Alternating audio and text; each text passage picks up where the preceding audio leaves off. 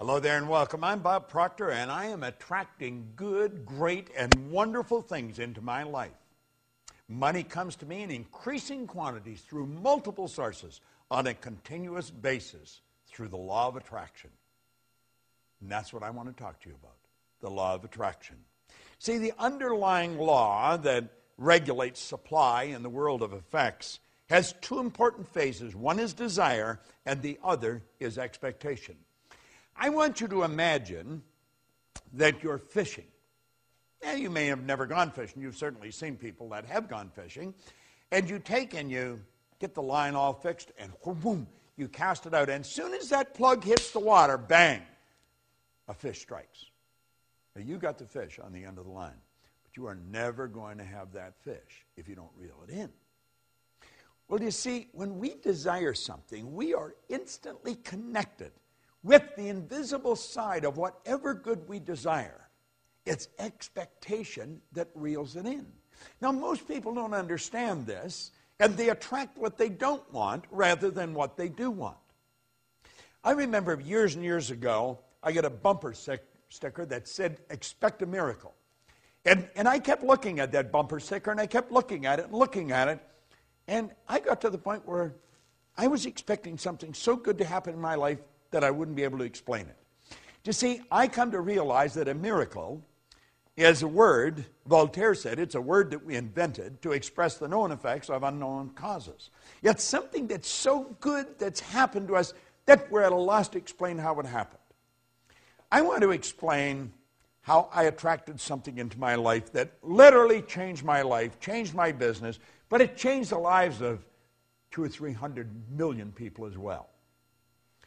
I got a phone call on my cell phone, and it was a very garbled message. I had difficulty understanding it, and I didn't delete it, but I just kept hitting the pound or the hash and leaving it there in the phone. And one day, my phone was full. So I thought, I should empty the thing. I think I was in an airport at the time, so I sat down and I took all the messages off one at a time and wrote them all out and then deleted them. And I phoned Gina Hayden, who's worked with me for the past quarter century, and I said, Gina, I think this woman's name is Glenda, and I think this is the phone number. It sounds like an Australian phone number. Would you phone now? There's something about a film. Would you phone and see if the number's even the right number? Now, I'd had it on my phone for a good month. And so at any rate, a couple of days later, or maybe even later that day, I've forgotten now, and I'm talking to Gina, and she said, well, that was the right message. Her name was Glenda, and you had the right phone number, and there's a film crew in from Australia, and they're shooting this film, and they really wanted you in it. But they haven't been able to reach you, and they're shooting in Aspen all weekend, and they're going back to Australia first of the week. And Gina said, isn't that strange? Bob's doing a seminar this week in Aspen. Now, I hadn't been in Aspen for a couple of years. And I check into my hotel. I just went next door where they were shooting the film. And the film, of course, was The Secret. And you know, all of a sudden, all over the world now, people know Bob Proctor, and they know about the work that I do, that I love doing. I believe that I attracted Rhonda Byrne into my life. But I also believe Rhonda Byrne attracted me into her life. And you see, the secret I attracted. I expected something big to happen. And I'm going to tell you something. I expect something even bigger to happen. Now, the law of attraction is it's a law that many people now are very familiar with. And, of course, I think that the secret has probably communicated that law better than anything that I have come across in all the years I've been in this business. They deserve, the people that put that all together, deserve a lot of credit. A lot of people think I made it. I didn't make the film. I just sat there for a couple hours and talked, sharing what I knew. And a lot of good things have happened. Now, the law of attraction is not a primary law. The law of vibration is the primary law. See, everything in the universe vibrates. We literally live in an ocean of motion. I want you to look at the walls that surround you. You think those walls are solid. They're not solid. Nothing is resting. Everything is moving. A body in a coffin is moving. Now, you may think that I'm sniffing something, but I'm really not. If you go into a funeral home and pick up the remains and look at it through a microscope, you will see particles of energy dancing right before your eyes. Now, if it wasn't moving, how would it ever change to dust? Well, you see, you and I have a brain. And our brain is an electronic switching station. And our thoughts activate brain cells and control the vibration we're in. And the vibration we're in controls what we attract into our life. Now, this law of attraction is a phenomenal law.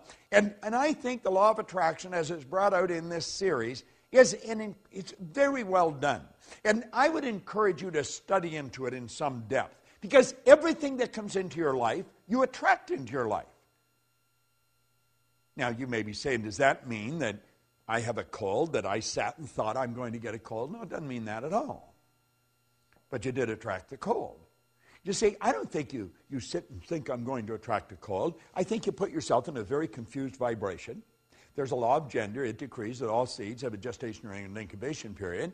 And after about 30, 45 days of going through that indecision, that confused state, you have a cold. That's what the cold is. It's just the expression of all the confusion. Anyway, we do attract everything into our life. Now, for many, many years, I had a terrible time with money, as most people do.